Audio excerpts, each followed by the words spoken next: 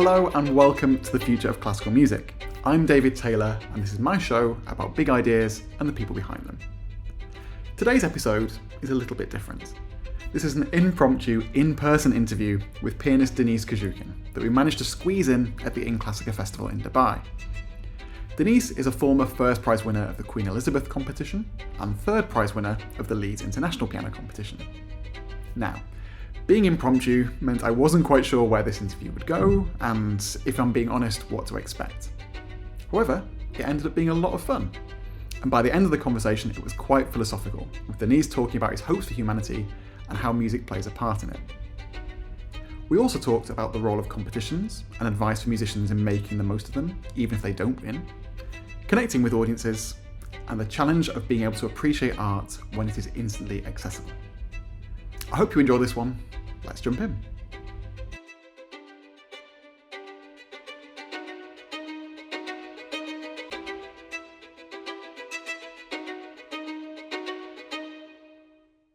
Denis, it is great to see you. Thank you so much for joining me today.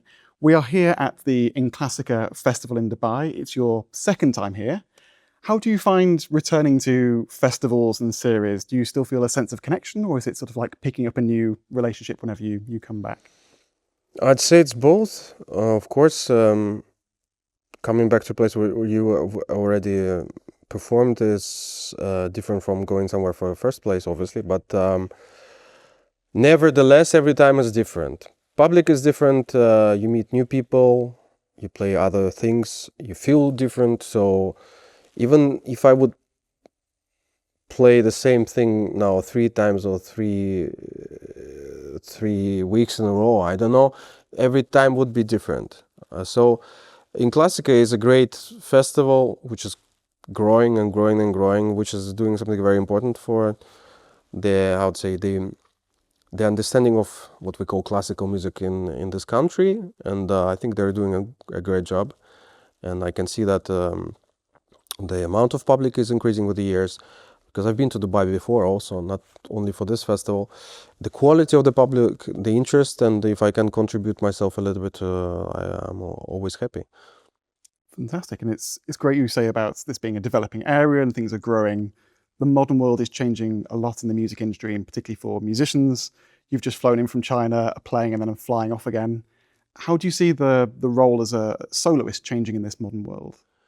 Well, what we do, and that's the problem some people have with classical music. When they hear classical music, they think, oh, this is something which I will never understand, which is dead, which is boring, which should be kept, somewhere in the God-forgotten room there, where like in a close, like no one needs this anymore. I'm exaggerating a bit, but I've spoken to people who don't really realize what we're doing. And music is alive, even if we are most of the time dealing with music of people who are already dead, but it doesn't mean that it's not alive and that we cannot develop it or help it or inspire other generations with it or inspire new composers who will then continue and create and create and create.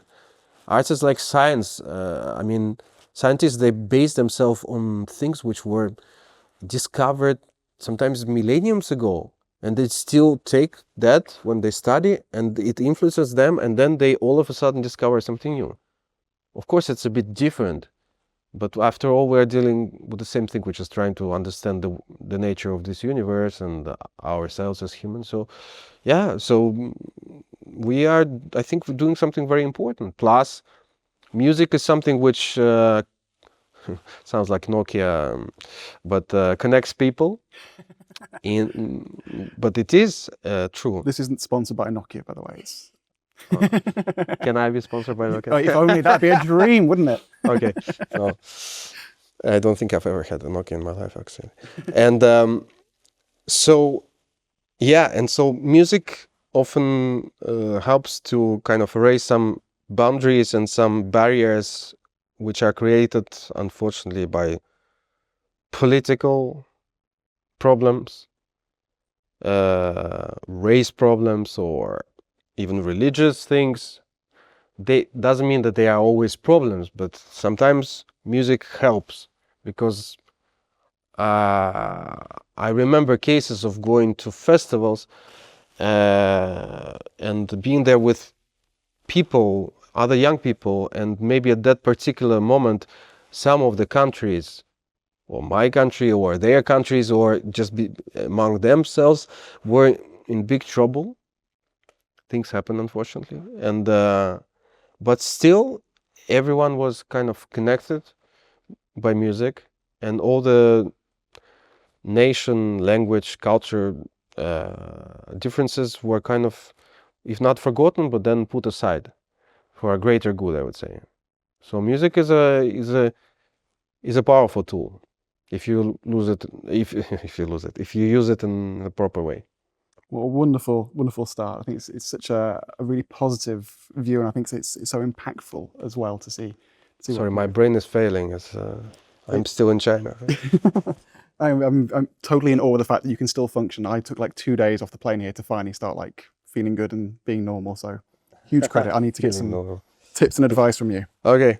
So to wind the clock back a little bit, sort of, you've had some great success in your career in competitions with winning the Queen Elizabeth competition in 2010 and coming third in the Leeds in 2006. Is that right? Yes. I'm trying my best not to look at my iPad to check my notes for that. You've done your homework. I tried my best. Wonderful. With sort of careers as musicians now, what do you see as the importance or the place of competitions for musicians? Competitions are the best way to describe it, and it's not mine. It was my old teacher, Dmitry Bashkirov, who said always that competitions are a necessary evil. They are hard, that they can help you to grow, they can also break you. Depends. I don't want to sound pathetic here, but it's true. And my road through competitions wasn't always roses and honey.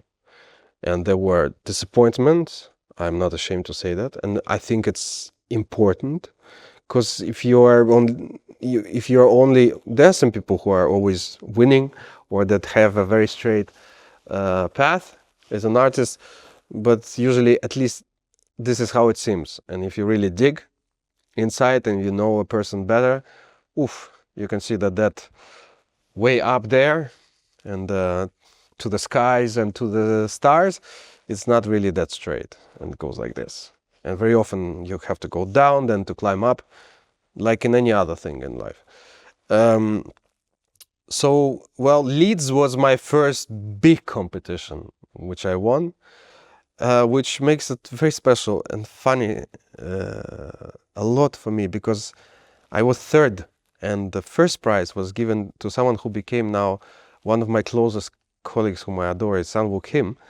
And we meet at festivals now, and we always laugh. I say, you beat me there, and yeah, competitions. So luckily, Brussels was the last for me. I'm very grateful.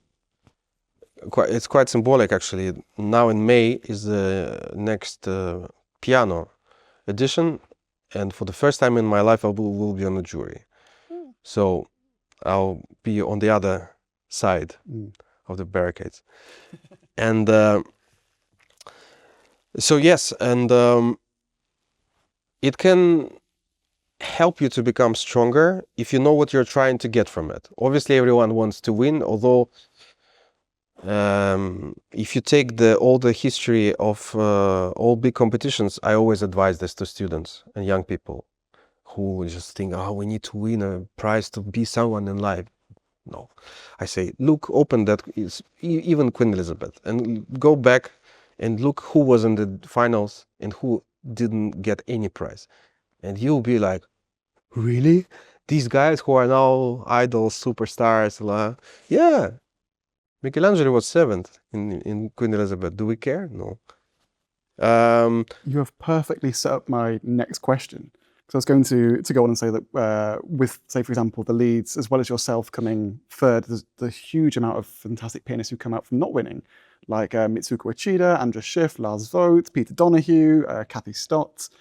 We have the Classic Violin Olympus coming up here in Dubai the week after the festival. There's a violin competition. Yes, I know. And I was wanting to ask your advice for either people competing in this competition or other competitions, how to make the most out of the competition experience so that you can continue to thrive regardless what happens and where you place.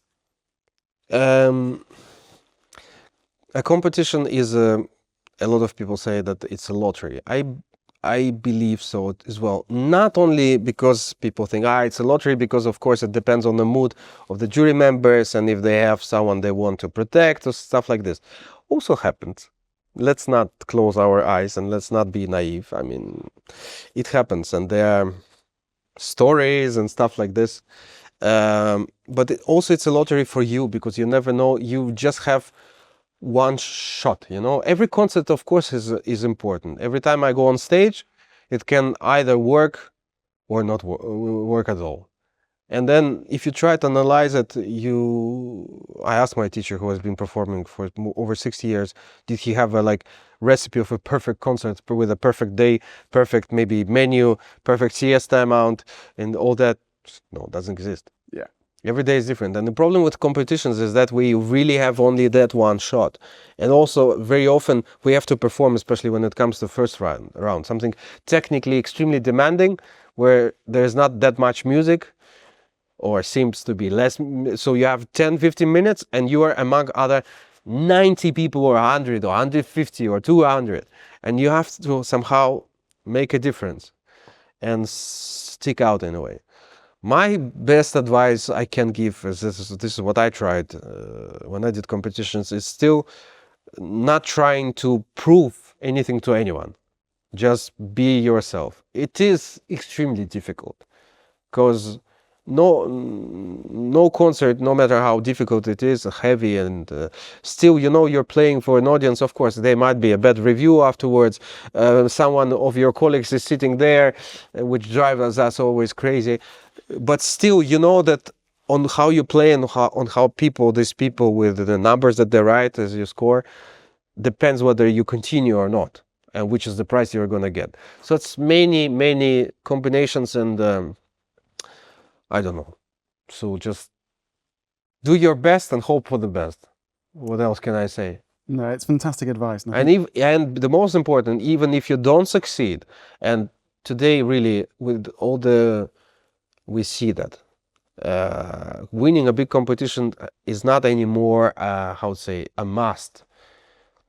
There are only few cases of people who haven't done any competitions at all, really few exceptions. But nowadays with all the medias and all the internet, it's easier to get attention, sometimes even too much attention or not deserved attention. Don't want to be cruel. But before it didn't exist, so competition was really a way, so there will be television, wow, so everyone is focused on you. But now, so even if you don't succeed, well, it means that you were not prepared or maybe just didn't work. Well, then continue working, and if you work hard and you deserve it, then your success will find you, whatever you understand by the word success. That's a fantastic answer. Just to flip it straight back onto you, what do you define as success? Oh, touché. Easy question. I got it back. I don't know. Honestly, I don't know. For some reason now, first name that comes to my mind is Sergei Rachmaninov, who apparently was so humble that he didn't really consider himself being neither a good composer nor great pianist or a conductor, which he was, the three of them. We know it. So was he successful? Yes. But for example, good example actually, because he, at some stage of his life, he had to a little bit put aside composition, because simply he moved outside. He was living in the West, and he needed to kind of feed his family. So he didn't have time for composition. He had to play concerts and concerts and concerts and concerts. I'm sure he enjoyed it. But if you're a composer, for example, so back then, if you ask him, for example, do you consider yourself being a successful composer? Well, I haven't composed anything because I don't have time. So I don't know. It's very relative. Yeah. Also, success, if we go down to basics, Because first of all, this thing, fame, it's so relative. And I've seen this, no offense to anyone, but sometimes crossing in classical music world, and it's a world, like, I always say to people that because they think that, well, maybe they are famous or other musicians are famous, I say, okay, take 3 names of the most famous classical music, I don't know, figures in our times or previous times. Stop 10 people on the street, ask them, do you know them? 99% will say, who are those? Yeah. Is this fame? I don't know. Okay, it says that it means that we are kind of a society, community, fine. Also, other people will ask me if I know a famous scientist or something. Maybe I will, maybe I will not. It's normal, but still, so take it easy. Very relative. And even inside a small thing like Europe, relatively small, of course. You cross the border, you go from one country to another one, where in one country this person is everywhere and plays, and in the other country people hardly know his name. So success is really very relative. Yeah. Success is what you decided to be for you as a musician, as a human being. And then some people believe that the success is the amount of money you have in your bank account and the amount of interviews you get. Not a good example. And the amount of magazines where you appear on the cover. It's your own choice. So I'm just as long as you're happy, that's fine. I'm just desperately hoping that you define your success as being interviewed, in which case I've won now, so it's perfect. Yes. It's interesting that you brought up Rachmaninoff's career and his trajectory there. We often talk about musical inspirations and who inspires us musically, but very rarely career inspirations. Do you have any people you've sort of aspired to or taken inspiration from with their careers and how they interact with the world? Well, a lot of them, starting with my parents. Fortunately, already they're not longer with us. My teachers, my big influences, and those were mainly Natalia Fish, my first teacher, Dmitry Bashkirov, my second teacher. Then I was also taking lessons from Daniel Barenboim, who has made a huge impact on my. Well, you see, how do you? So what do you say? Career? Well, what is career? You growing as a musician is also a career. True. I mean, one of the most unsuccessful figures in the history of art. Who is it? Van Gogh, who hasn't sold a single painting in his whole life. Was his career successful? Oh yes, because it changed people forever, painting process forever. He was a philosopher, okay? He had a hard life, but yes, he had a much bigger career than a lot of painters around him who were selling things and then living happy lives and I guess being very wealthy. But do we know them now? Doesn't mean that he wouldn't have preferred to have that life. So in his case, it was a sacrifice. So yes, of course. But then artists we meet. I also try to understand other aspects of life, like science, which is very often hard, but still a lot of people there in literature. Even on television, you can watch or meet a journalist, and it can change you or inspire you, or these things are how we. In the previous interview, I was asked about how our interpretation reacts to what we had in our past, where we grew up, and everything, every small encounter, every small, sometimes look, or I don't know, smell, or something, every day makes us different. Then how we apply this to music? Good question. And do we really apply it always in the proper manner, or how it should be? I don't know. We're learning. Fantastic. So I would say, have a successful career is really never stop learning. That would be my bottom line. Wonderful answer. And again, slightly ties into my next question. We're getting on to the nice fun questions now. With an eye on the future, if you could change one thing in the industry, what would it be and why? Ooh, told you they were easy. Yeah, those are wonderful questions.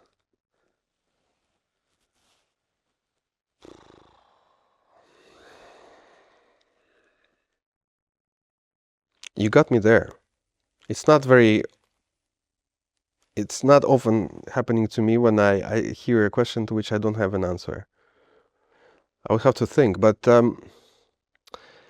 well, it's not what I would change in the industry. It's what I would be careful about. And that is, as we know, the world is developing extremely quickly. The technologies, the access to information, which it's not only music, but to have so much access to information of all kinds now makes it a little bit more important, I would say. Before, if people had to fight, I mean, I'm not saying that it's the book is like less priceless if you can download it in 1 second on internet rather than running to all the bookstores in the city for weeks. But somehow the appreciation of having the information, of having a CD board or something, it was huge. My father told me how they were running after, and sometimes they were even using the money they should have used to eat to spend on books and discs. So it was really, but everything you achieved or go to concert, to get a ticket, was really in all fields, I guess. But so now we have so much, somehow we don't really understand what is important and what is not. Then of course it's your own choice, but people have to be guided, because when it comes to not only our world, but classical music, although it is alive and it's adapting, of course, maybe I'm not one of the most modern guys. I mean, I do have an Instagram account, but I'm not the most active on it. So I understand the importance of it because it attracts interest, especially in case of young musicians. And then you have young audience. It's wonderful. It's fantastic. We need it, because now it's a little bit changing, but still there are countries, I don't want to offend any, where you go to a concert hall and you only see gray heads and white. And you start to freak out because, like, well, wishing them all great health. As we say, we're all under God. And then who are we going to play for in 20 years? So this is, and I'm doing also my best to educate people so they are interested, especially if you go to places like here in Emirates, where the tradition of going to classical music concerts is not as long, with the obvious historical reason, or in China, for example, but that's changing quickly everywhere. And we are responsible for that. We need to build an audience, but also it's our big responsibility to show the audience which is real good and what is not. Of course, also, if you ask me now, because I have to be careful with you, because every next question leaves me like in a limbo. Don't worry, the next question is a positive question. No, but it's also a positive question. But we have to be careful of not losing what we were taught. Yeah. Because obviously you can say that the most pure source of how to make music is the composer himself, when he lived, when he created. But we already, most of the time, so far, historically speaking, from these times, from this person who's long died, and then we have his pupil, and then his pupil, and then there's a chain, historical chain. But it's important not to lose not the quality. I'm not talking about technical aspects, especially nowadays. The technique of playing, singing, and all that went completely. Like my teacher used to say that, like, they couldn't even thought that one can play piano like this, especially when you're 9 or 5 or 4. Sometimes you watch these kids, you think, what is that? Is that real? Are they from this galaxy? Who is that kid? Like, oh my God. And that's great. That's fantastic. But knowledge, and also not to replace only the image, like not to replace the inner thing with just the visual. Because we are living in a very visual world. Which is great also. But we have a certain responsibility. Yeah. So it is about the balance once again. Wonderful. And I guess we're starting to kind of see that already with vinyl sales growing and growing year on year. Oh, yes. And people wanting that physical touch, yes. almost ceremony of, I want to listen to something and respect it and take it out and listen, rather than just click and yeah, but play. Also the thing of, for example, artists talking to audience or organizing this house concert where people speak. Look at what Andras Schiffer is doing now. It's wonderful. It's great. Because this was lost, because at some point in the history of performing music, there was a big wall between the genius artist, untouchable, his clothes, who you would never be able even to get close to, and who would never say a word because, no, I live in my musical world. I respect that, of course. It's your own choice.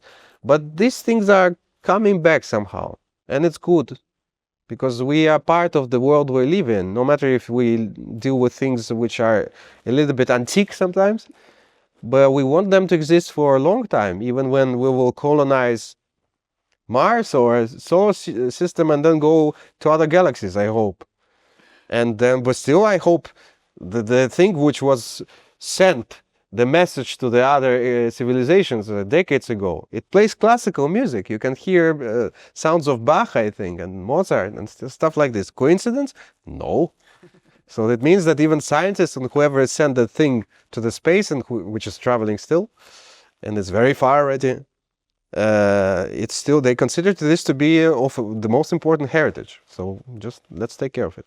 Certainly. Well, thinking of Mars, the future, all these things, I'll give you a nice question to end on, thinking about the future. What gives you hope for the future of classical music?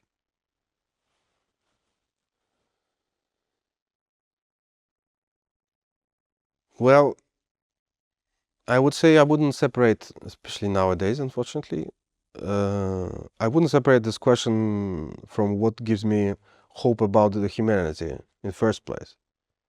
Because arts is part of everything.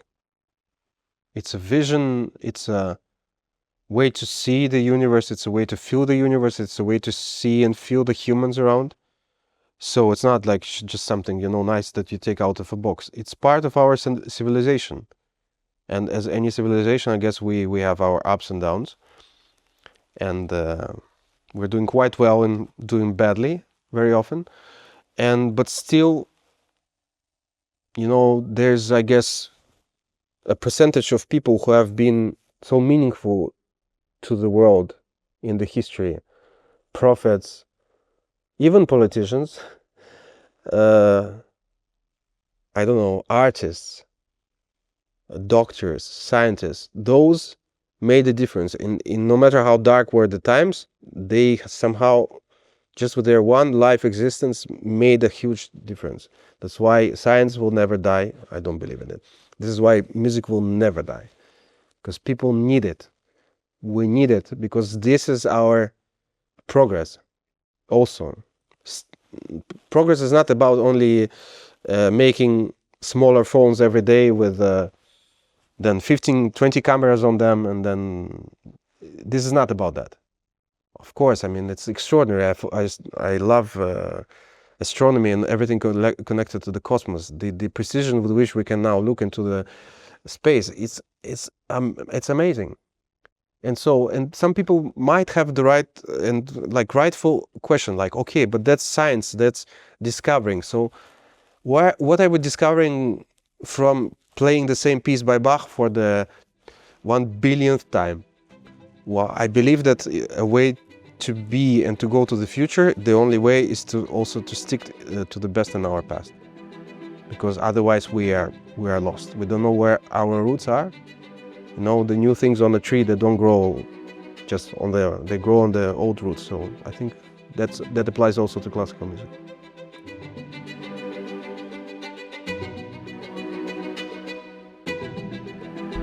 I'd like to thank Denis Kozhukhin for taking the time to join me on the podcast, and thank you for listening.